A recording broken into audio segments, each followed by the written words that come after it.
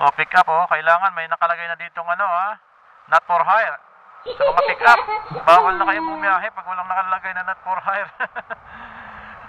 Mayroong isang ub-ob na enforcer. Hinuli ang pick up dahil walang nakalagay na not for hire. Kulang sa trainee. Yan ang mahirap. Kapag ang isang empleyado ay basta mo na lang inilagay sa posisyon ng walang proper trainee. Pick up, kailangan ng not for hire. Dapat pinalagyan din ng house by driving sa likod. Diyos ko po, Marimar, nangyayari sa Pilipinas. Only in the Philippines.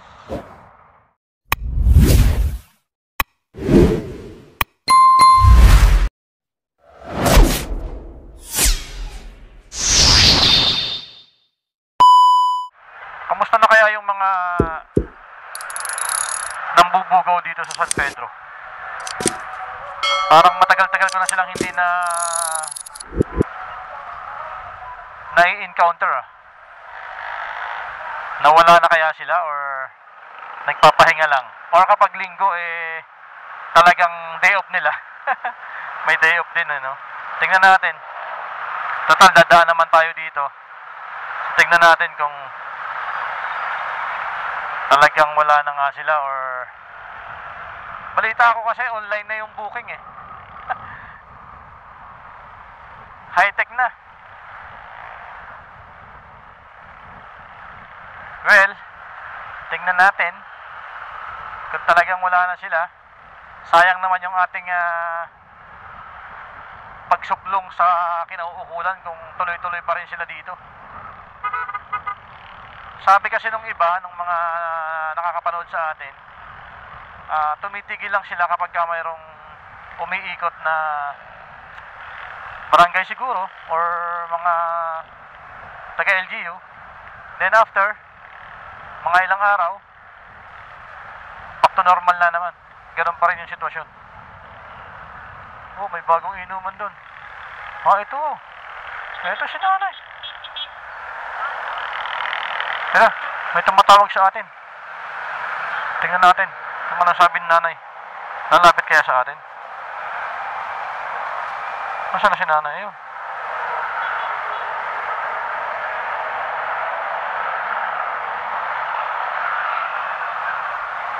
Huwag tayo dyan, delikado tayo dyan. May mga lookout na lalaki.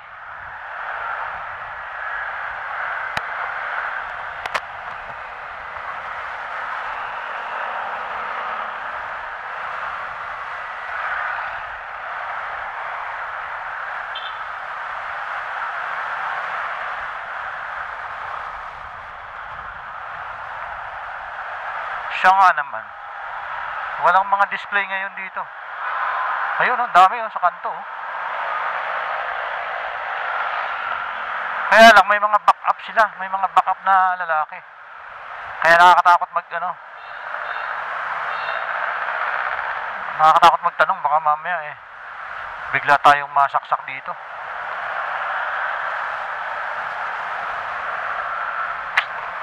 Saka na lang. Medyo alanganin tayo dito sa mga ganitong sitwasyon.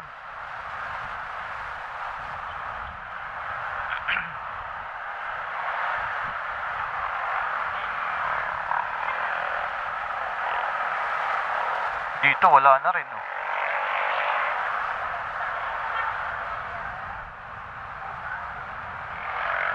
Dito sila nagsisimula dati nung mga panahon na hindi pa umiikot yung mga dito, mga barangay. Yan itong lugar na to. Maliwanag na pati, ayan Maliwanag na, kaya wala na siguro talagang dito, makakatambay.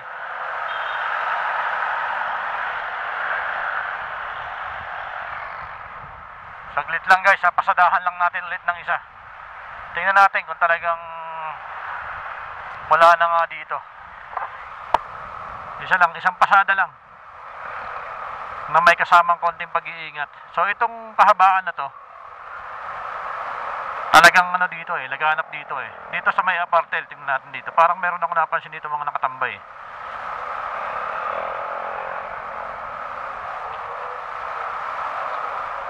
Ito yung sinasabi ko. Ito yung mga nag-aalok. Kaso may mga backup. Oo nga, positive mga bossing. Sila nga yung mga nag-aalok dito. Nandun pa rin sila.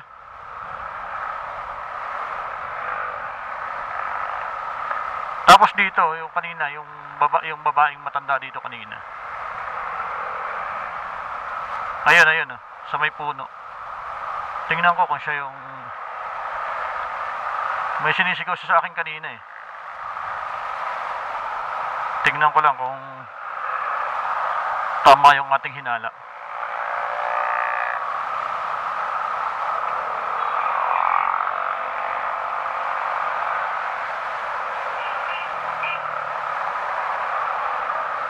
Ang galing dito sa lugar na to guys, oh, ayan oh. Sa umaga ano to, junk shop, mga talyer, pero sa gabi puro ano, inuman. 'Di ba? Ang dami oh. Pinaligan ko yung matanda, ito yung tumatawag sa akin kanina eh.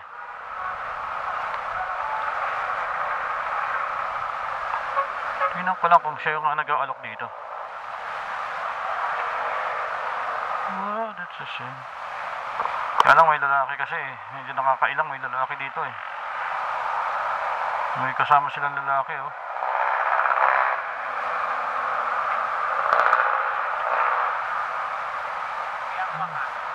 Ha? Hindi oh, may ano lang ako. May naantay lang ako. Ito yung...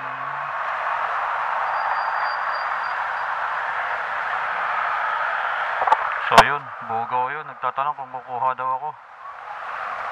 Bugaw, mayroon pa rin pala. Ganun pa rin yung kalakaran dito guys. So matagal-tagal tayo hindi nakabalik dito. Kaya lang napansin niya kagad yung camera ko kaya bigla siyang umatras. Ito sila oh.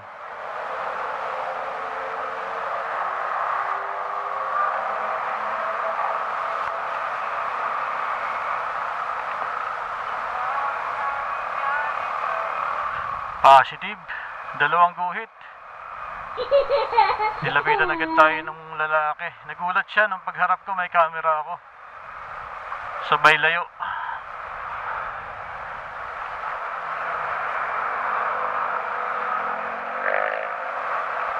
Ayan, yung tumpukan na yun sa kanto ng Diamond Inn.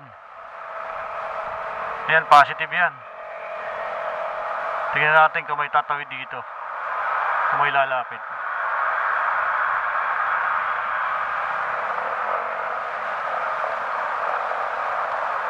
Ayun sila oh.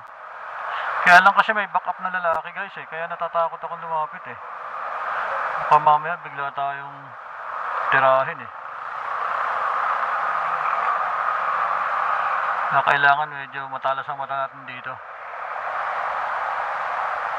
Sa likod, wala naman sa likod. Ano nangyari, Kap? Akala ko ba clear na, Kapitan? Akala ko clear na dito, Kapitan. Back to normal na naman sila. Ayun, nagkakagulo sila doon, oh. Ayun sila sa gate ng Diamond Inn.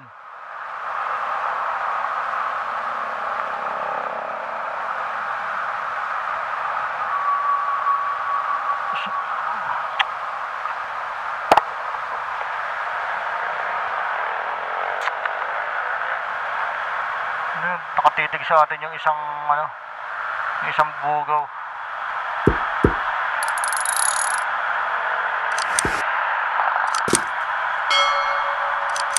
Ito, nakaupo. Lalapit sa atin yan pag tinawag ko yan.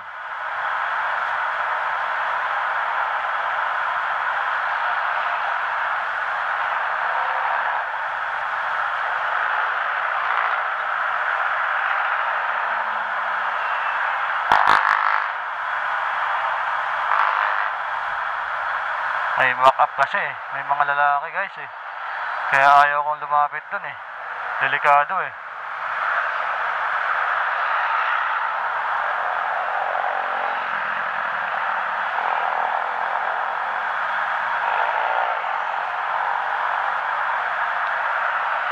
Ang dami nila. Ayun sila sa loob oh. Nakaabang sila dun sa ano, sa loob ng Diamond Inn. Buti hindi to na ano, hindi to na re-raid. Tara, ayaw kong lumapit. Na ano ako, naiilang ako. Ang daming mga backup. Ang daming, anong tawag dito? Ang daming lookout. Anong nangyari, Kapitan? Balik na naman. Ngayon, Sunday. Ng mga nakaraan kasi wala sila eh. Tama nga yung sinasabi nung ating viewers na isa. Madalas naka-online booking. Wala nang mga minor. Totoo naman, wala nang minor. Pero ang hindi lang natin alam, online na yung kanilang kalakaran. Kaya simula dito, dati, napakarami dito. Maliwanag na oh. Kaya hindi na sila makapag, yan, yung papasok na yan. Diyan ko sila unang na-encounter nung nagwi-withdraw ako dyan sa may BPI. Biglang may lumapit sa akin, mga bata. Siguro edad 14 to 17 years old siguro.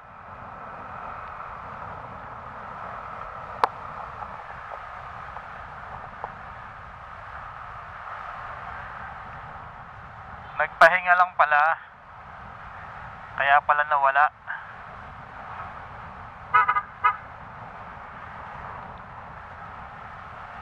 Nagulat tuloy yung isa kanina. Paglapit niya sa akin, nagtanong ba agad siya. Sabi niya, kuya, kukuha ka? Pagharap ko, nakita niya camera ko, sabay atras. Natakot siya. Same situation.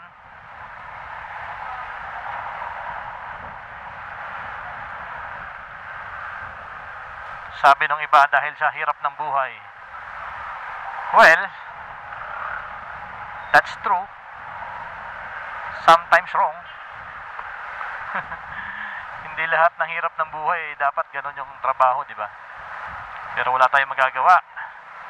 Dahil doon sila mas mabilis kumikita sa mga ganong paraan. Di ba? So, ayun guys. Sa madalit salita, meron pa din. Continuous pa rin. Kaya doon sa mga mahihilig pumikap, kaya mga mahihilig sa mga street foods, ayan, meron pa rin. Comment lang kayo sa ating comment section. Yung mga naghahanap ng street foods. Yun nga lang, hindi ko may papangako sa inyo na fresh pa yun. Kasi madalas dyan, bilasana. Kayo na lang yung bahalang tumimpla or bahalang tumansya. Okay, so yung mahihilig sa street foods, so positive mga bossing, yung madalas nagtatanong dito sa comment section ko, ayan, meron pa rin, baka malapit ka sa area. Harap na!